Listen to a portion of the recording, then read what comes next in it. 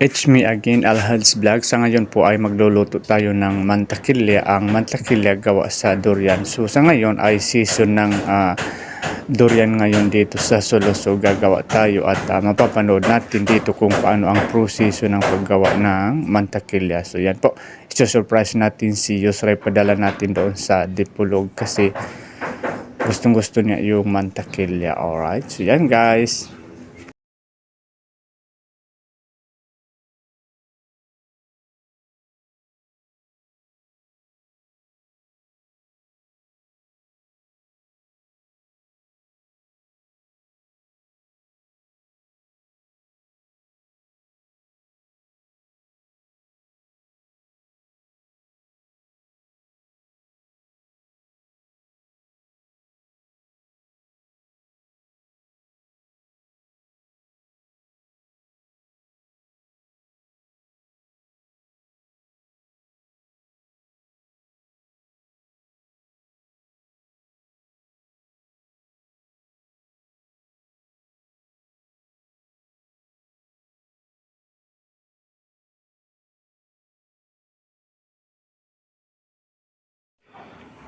So yun guys, natapos na natin siya ay kinuha ng buto. Ito po yung seed niya na. So mamaya po ay lulutuin natin kasi kulang pa tayo sa gamit.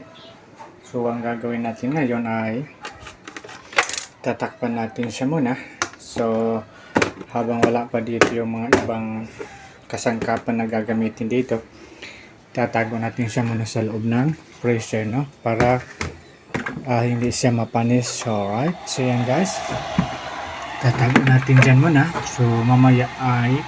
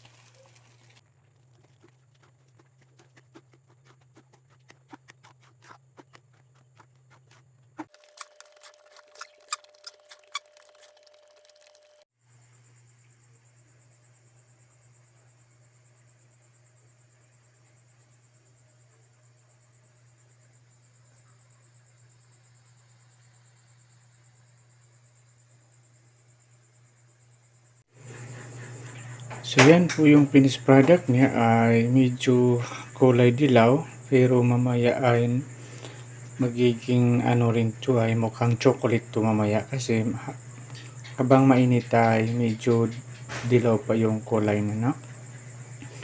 So yan po ang finished product ng mantakilya ni Yusra at saka ni Yasin, pati yung mga kuya niya. Alright, so yun guys, maraming salamat po sa panonood ninyo. So tapos na natin linuto yung mantakilya. So napanood natin kung paano siyang lulutuin, no? Medyo mahirap siya konti lutuin pero hindi naman masyado. So ang mantakilya ay gawa sa durian.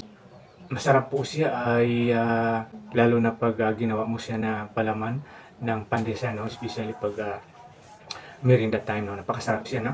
Iluto ko yun ay para kay Yusra at ipapadala ko doon sa Dipolo kasi napaka hilig niya doon, no? So dati hindi siya kumakain, no? Nung araw naglaro sila ni Muhammad, no? So sinubuan siya ng mantakilya. So nung natikman niya, sabi niya masarap daw. So yun, tinatawag niya ay black chocolate. So maraming salamat po sa ating lahat, especially sa mga ating sumuporta sa ating channel. Big love shoutout po sa ating lahat. Alright?